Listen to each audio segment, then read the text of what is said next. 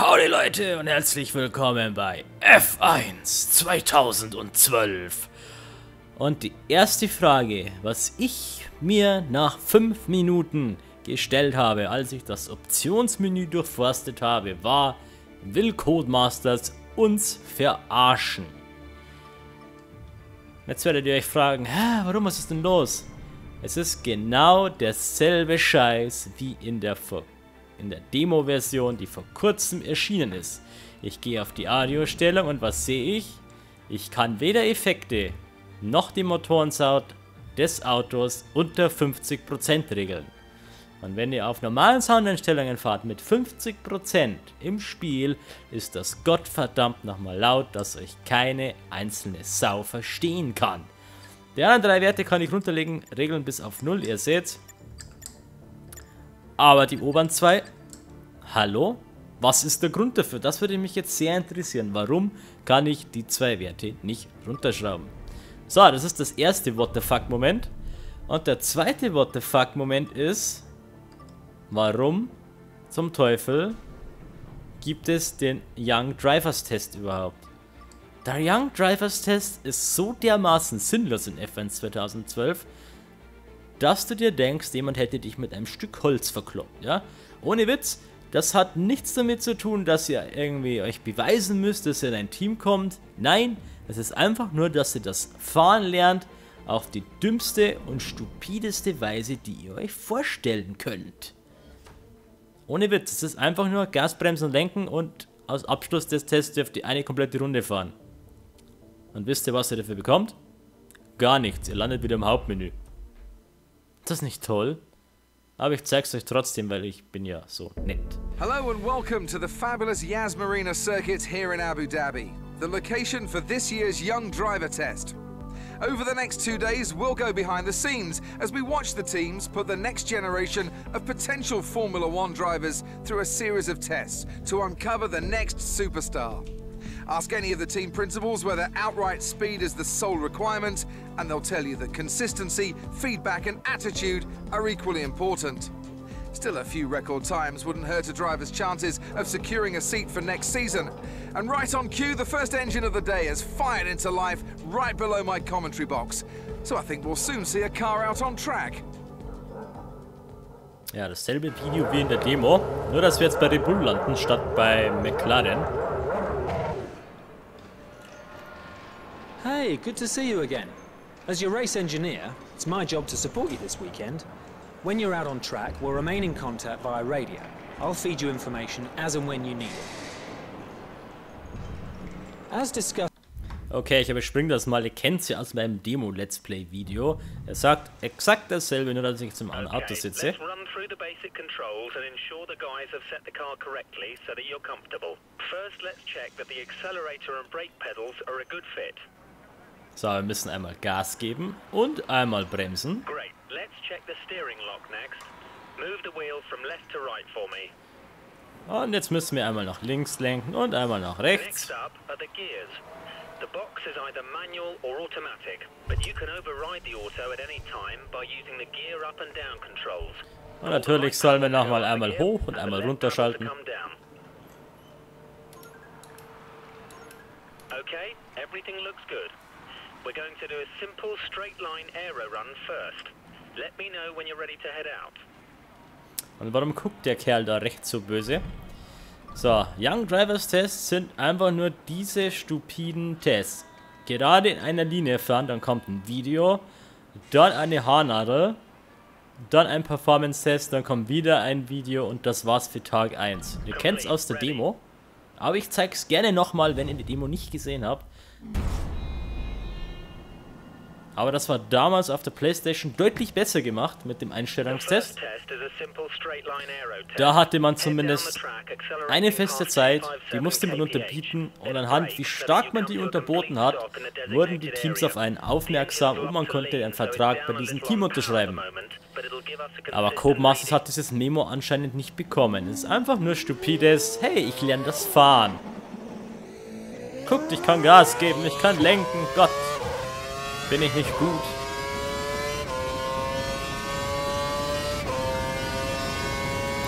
So, So, Punkt 1 erfüllt und jetzt müssen wir einfach nur nochmal bremsen.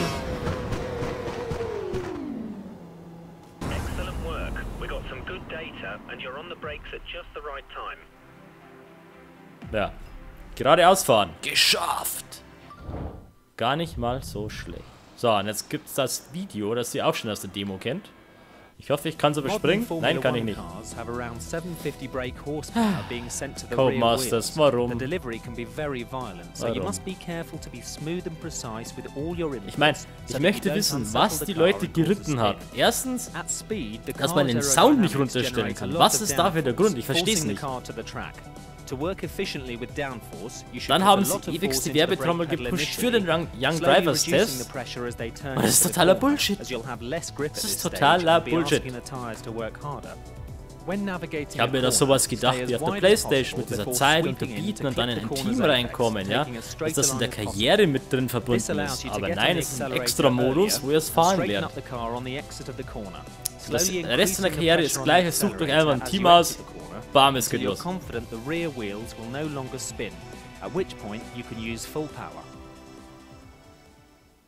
dir mal kurz was zum Spiel sagen. Das Spiel ist 7,5 GB groß. Es wurde gerade eben erst released auf Steam. Das war jetzt vor 20 Minuten. Es ist jetzt 1:32 Uhr. Und wie in der Demo müssen wir jetzt eine Haarnadel fahren. Dazu müssen wir diese eingeblendeten kleinen Rechtecke treffen mit unserem Auto.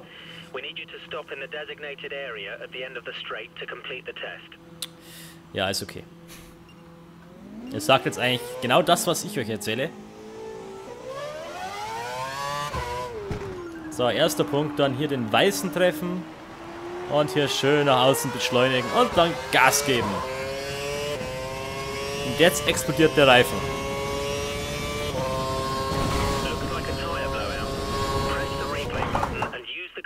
To rewind time. Hit the flashback button. The damage occurs. You have a limited number of flashbacks. Ja, das wurde gemacht, damit ihr seht, wie der Replay-Modus funktioniert. Ja, mit diesem eingebauten Cheat-System. You've outbraked yourself there. Oh. Try braking earlier and harder. Bin ich natürlich total vorbeigeschlittert.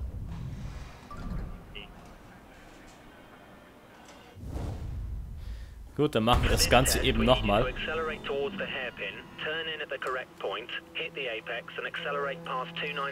Aber wisst ihr was? Ich mache das jetzt mal aus der Cockpit-Perspektive, damit ihr das auch seht. Und man kann schon sehen an der Seite, wo dieser weiße Red Bull-Schriftzug ist. Wir haben wieder diese wundervollen Konsolentexturen, die sehr, sehr schlecht aufgelöst sind. Und ich hoffe auf baldige Mods, die das beheben, weil das ist ja grauenhaft.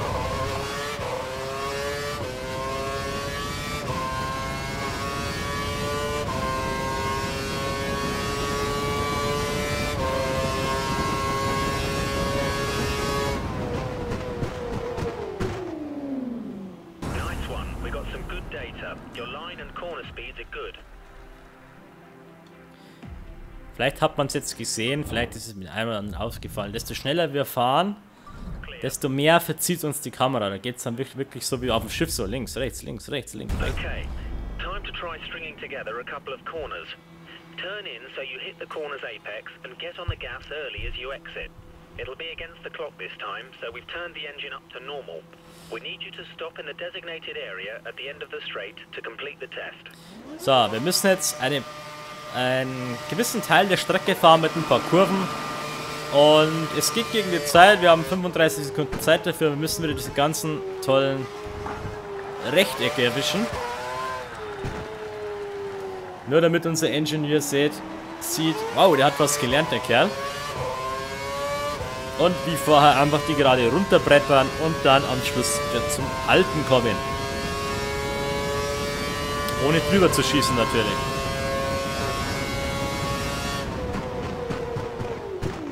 Ja gut, da habe ich noch viel Platz.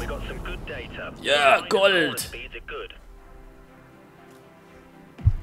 Gut, die Tests sind wirklich nicht schwer. Gut, jetzt gäbe es ein Kers- und DRS-Video, das zeige ich jetzt aber nicht. Ihr seht es im Demo-Video, wenn ihr das sehen wollt. Oder muss ich... Ja, ich muss es euch zeigen, es tut mir leid. KERS delivers an additional 80 brake horsepower to the rear wheels at the Ja, press of a Kers button. gibt uns nochmal It can be zusätzlich used in 80 short PS. bursts or all at once for around 7 seconds per lap. Das wisst KERS ihr can auch be seit used at any 2011. time in Kers any und session DRS-System. and can be DRS, used wo ich for den Flügel overtaking flach or stellen kann. defending. Und Kers, wo ich nochmal für kurze Zeit 80 PS dazu bekomme. Das ist unten diese kleine rote Batterie. Die füllt sich nach jeder Runde wieder komplett auf und ich kann die ganze Runde meinen Kers verteilen, wie ich es brauche. Es kann natürlich auch ausfallen während des Rennens, aber es kann von der Box aus per Funk which reduces drag and gives around 10 to 12 hergerichtet werden. km/h extra top speed. It can only be used in defined activation points during the race when you're within 1 second of the car in front. It can be used whenever the driver wants in practice or qualifying, but only when dry tyres are fitted. So, wir sind jetzt gute 10 bis 12 Minuten hier in diesem Let's Play von F1 2011 in der ersten Folge.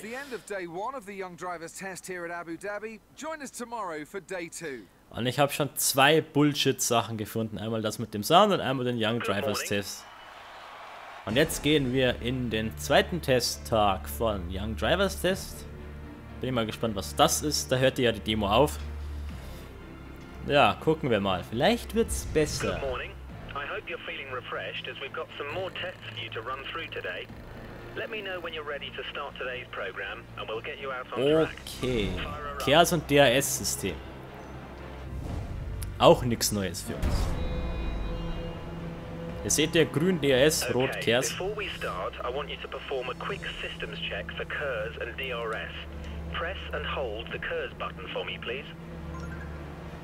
Great. Now try activating the DRS. Press it once to open it and a second time to close it. Alternatively, you can press the brake to close it. Okay, you've got a car ahead of you who looks to be practicing their race start. I want you to use both your KERS and DRS to try and overtake them before you cross the finish line up ahead. Whatever you do, don't collide with them. Good luck. Okay, wir sollen den Ferrari überholen und wir sollen dafür unser DRS und Kers einsetzen. Und seht mal, wie schwierig das war.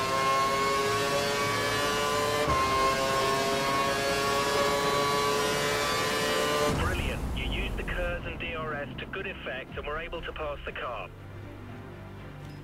Wow, ich fühle mich schon richtig wie ein Rennfahrer.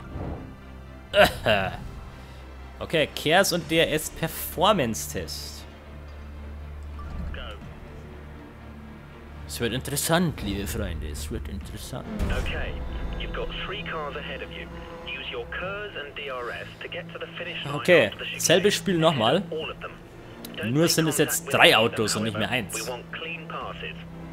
Und ich soll keinen rammen, wir wollen gute Überholmanöver. Sauber sollen sie sein. Ihr braucht eigentlich nichts weiter tun, als die Kers Batterie leer zu fegen und DRS reinzuhauen, ja? Ja, Hamilton. Okay, das war blöd von mir.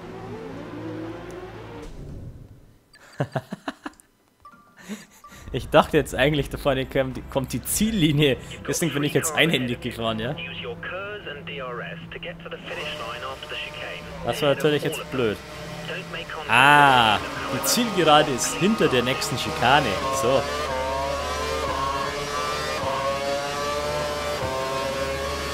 Aber das ändert nichts daran. Einfach Kers leer fegen, DRS reinhauen und dann hier durch diese Schikane fahren. Schön langsam.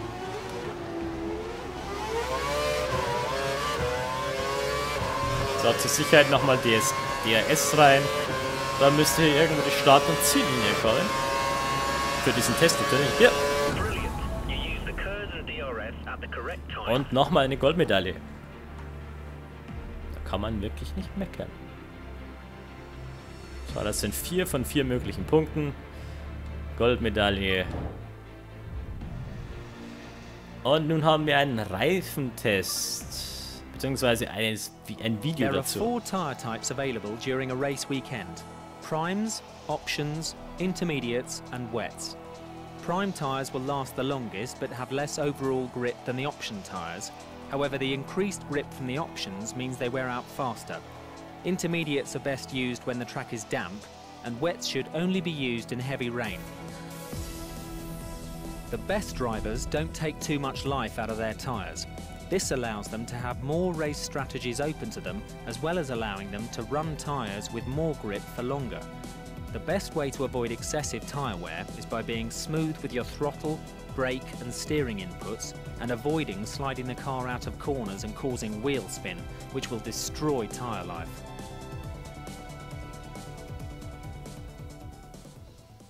So viel zu den Reifen, meine Freunde.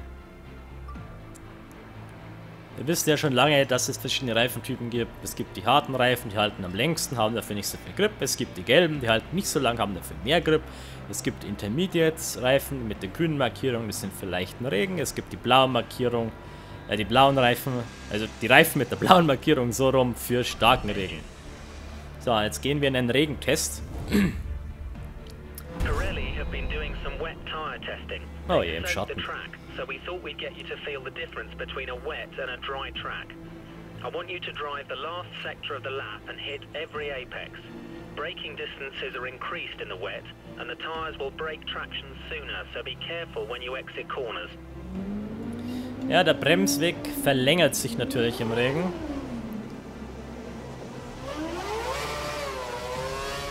Und wir haben 50 Sekunden Zeit für diesen Test.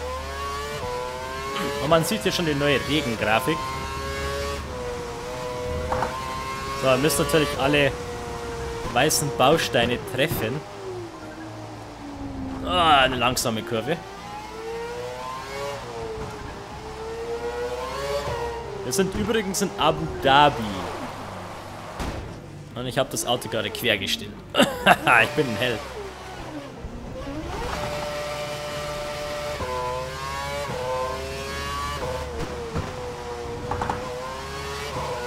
Jetzt werde ich es wahrscheinlich nicht mehr schaffen. Ah, da geht's in die Box.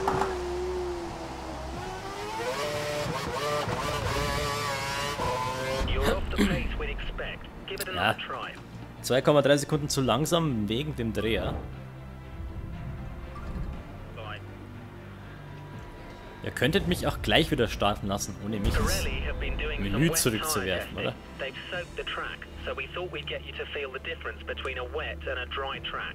Und immer wieder diese Ansage, Leute.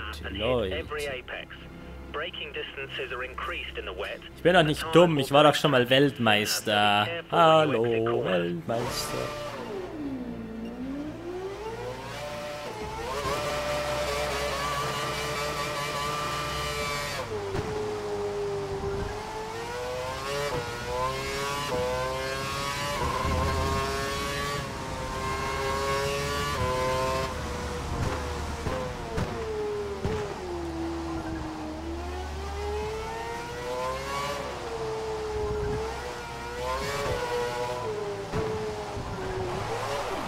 Ah, schon wieder an dieser Stelle.